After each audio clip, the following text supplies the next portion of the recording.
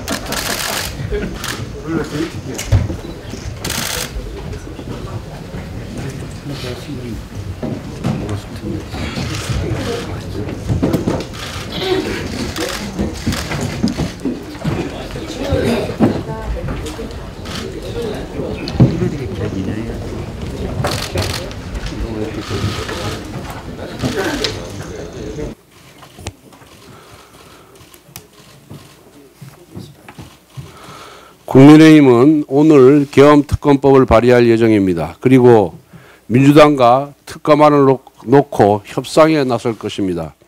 협상에 앞서 민주당 특검안의 문제점을 국민께 알려드리는 것이 도리라고 생각합니다. 국민 여러분들께서도 다 아시다시피 특검은 기존 수사기관의 수사에 공정성을 기할 수 없거나 아니면 그 수사가 미흡할 경우에 도입하는 것이 특검제도입니다. 그런데 이 비상계엄 선포와 관련해서 이미 국방부 장관, 그 다음에 각군 사령관, 그리고 경찰청장 등 관련자들이 99% 구속 기소되어 있거나 불구속 기소되어 있습니다.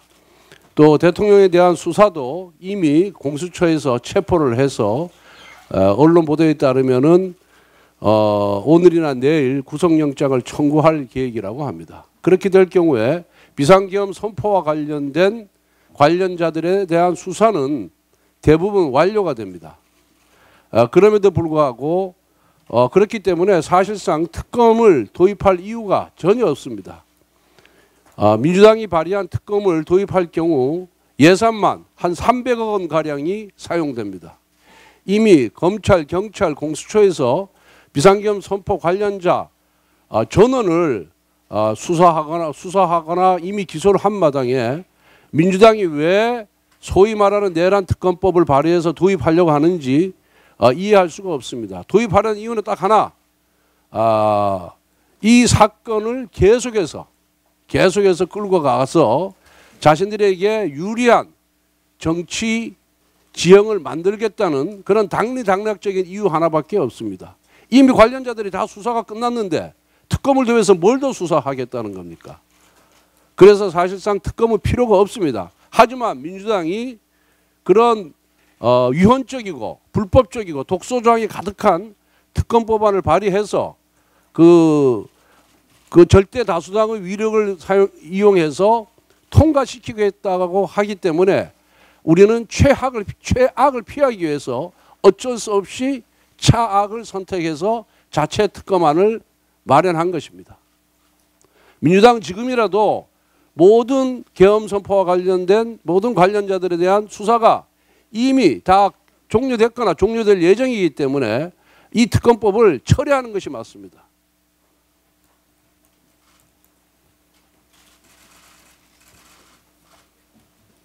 다시 한번 민주당에게 강력하게 촉구합니다. 국민들이 지켜보고 있습니다. 이 특검 자체가 무용합니다. 아무 쓸모가 없습니다. 그래서 이 특검 법안 자체를 철회하기를 바랍니다. 만약에 철회되지 않는 것에 대비해서 최악보다는 차악을 선택하는 것이 낫다는 그런 고육주책에서 우리 당의 특검 법안을 발의한다는 말씀을 미리 드립니다. 지금이라도 민주당은 비상계엄 선포와 관련된 관련자들에 대한 수사가 다 종료되거나 종료될 예정이기 때문에 이 특검법은 정말 필요 없다. 이건 정말 국민의 혈세를 낭비하는 것이다. 그리고 국력을 낭비하는 것이다라는 말씀을 다시 한번 드립니다. 철회하기를 강력하게 촉구를 합니다. 그에 앞서서 민주당이 발의한 소위 내란 특검법의 문제점을 국민께 알려드리는 것이 도리라고 생각합니다. 우선 민주당의 소위 내란 특검은 계엄을 내란으로 전제하고 있습니다. 이는 법이 기본적으로 갖추어야 할 가치 중립성을 훼손한 것입니다. 또한 해외 분쟁 지역 파병, 대북 전당, 대북 확성기 등 정부의 대북 정책 그리고 정상적인 군사활동을 외환 행위로 규정하고 있습니다. 우리 법에서 외환은 외국과의 통모를 전제로 합니다. 그런데 어떻게 북한을 견제하는 정책이 그리고 대한민국을 방어하기 위한 정상적인 군사활동이 통모가 될 수 있겠습니까? 논리 자체가 성립하지 않습니다.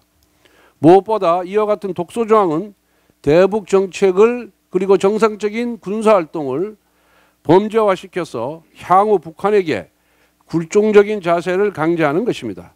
나아가 북한을 별개의 국가, 즉 외국으로 인정하고 있다는 점에서 명백한 위헌입니다. 우리 헌법은 대한민국은 한반도와 그 부속 도서로 한다라고 영토조항을 규정하고 있습니다.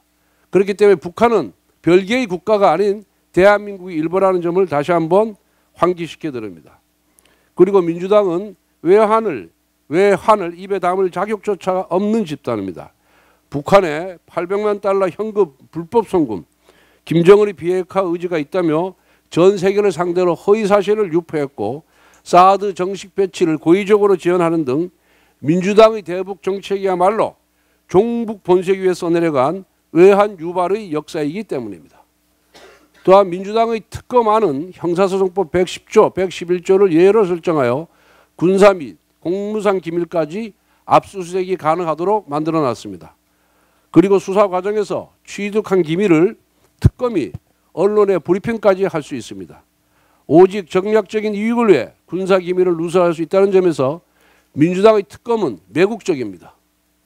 또한 외교 군사 기밀이 유출되면 동맹국에 피해가 갈 수 있습니다. 그렇다면 어떠한 우방국이 대한민국을 믿고 동맹관계를 유지할 수 있겠습니까? 특히 민주당 특검 제11조는 수사 과정에서 인지된 관련 사건이라는 표현을 통해 수사 대상을 무한대로 늘릴 수 있도록 만들어놨습니다. 정부와 여당은 물론이고 일반 국민까지 무한대로 수사할 수 있습니다. 실제로 민주당은 민주87소와 같은 회개한 사이트를 만들어 국민을 사찰하고 감시하고 고발하고 있습니다. 만약 민주당의 특검법이 통과된다면 민주당은 특검이라는 명목으로 국민 전체를 통제하고 감시하는 공권력을 쥐게 됩니다. 민주당은 특검이라는 이름의 게슈타포를 갖게 되는 것입니다. 따라서 민주당은 소위 내란 특검법을 당장 철회해야 합니다. 아무리 조기 대선을 통해 이재명의 나라를 만들고 싶어도 대한민국을 절단내는 법을 만들어서는 안 됩니다. 민주당의 특검법은 종북, 이적, 위헌, 매국, 독재를 버무려서 만든 괴물입니다. 저는 어제 비대위 회의에서 정가사범의 부패 범죄 피고인 이재명 대표의 공직선거법 위반 사건에 대해 633 원칙에 따라 사법부가 신속한 판결을 내려줄 것을 촉구했습니다.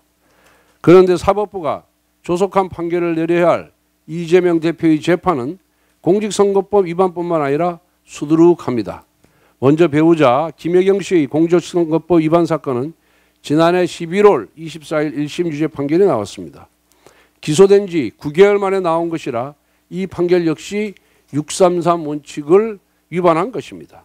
또 올해 2월 14일까지 2심 판결이 나오고 5월 14일까지 최종 판결이 나와야 합니다. 이재명에 대한 위중교사죄 2심 판결도 빨리 나와야 합니다. 이게 위중교사가 아니라는 1심 판결은 사법부가 민주당의 눈치를 보고 있다는 사법적 불신을 낳았습니다. 2심 재판부는 오로지 법리와 양심에 따라 판단을 내리길 바랍니다. 대장동, 백현동, 위례 신도시, 성남FC 1심 판결도 조속히 나와야 합니다. 게다가 이 사건의 담당 판사가 이재명 대표의 위중교사 1심 무죄를 선고한 판사이기 때문에 국민들이 더욱 주목하고 있습니다. 정치적 눈치를 보지 않고 대한민국 법치를 지키는 양심적 판결을 촉구합니다. 마지막으로 가장 중요하고 국민들이 가장 관심 있게 보는 사건이 불법 대북 송금 사건입니다. 공동정범인 이화영은 1심에 이어 2심에서도 7년 8개월 징역형이라는 중형을 선고받았습니다. 이제 이재명 대표에 대한 판결도 조속히 나와야 합니다. 이 사건은 국제법을 위반한 사안입니다.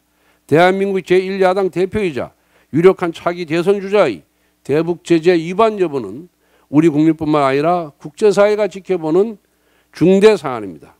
이재명 대표의 불법 대북 송국 사건에 대한 사법부의 조속한 판결을 기대합니다.